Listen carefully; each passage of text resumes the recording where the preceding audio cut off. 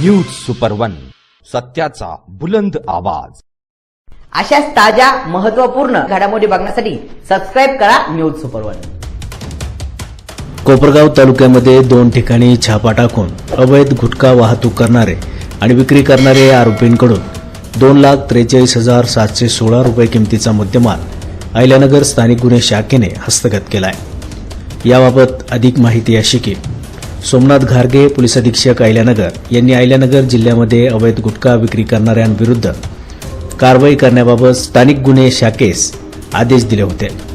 सदर आदेशानुसार स्थानिक गुन्हे शाखेचे पोलीस निरीक्षक किरण कुमार कबाडी यांच्या मार्गदर्शनाखाली स्थानिक गुन्हे शाखेतील पोलीस अंमलदार राहुल द्वारके, भीमराज खरसे, राहुल डोके, बाळासाहेब गुंजाळ, सुनील मालनकर, सतीश भवर, प्रमोद जाधव, प्रशांत राठोड यांचे पथक तयार करून त्यांना अहिल्यानगर जिल्ह्यामध्ये अवैध गुटखा विक्री करणाऱ्या इस्मांची माहिती काढून कारवाई करण्याबाबत सूचना आणि मार्गदर्शन करून पथकास रवाना करण्यात आले।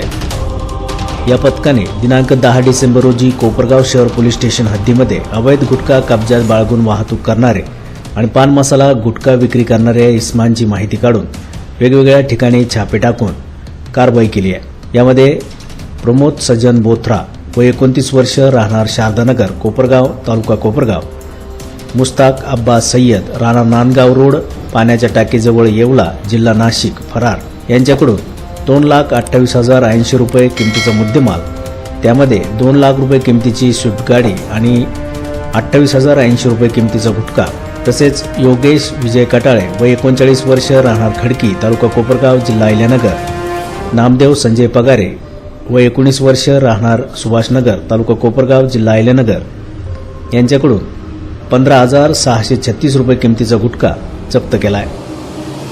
सदरची कारवाई सोमनाथ घारगे पोलीस अधीक्षक अहिल्यानगर यांचे सूचना आणि मार्गदर्शनाखाली स्थानिक गुन्हे शाखेचे पोलीस अधिकारी आणि अंमलदार यांनी केली आहे। न्यूज सुपर वन साठी वृत्त संकलन विभाग, अहिल्यानगर।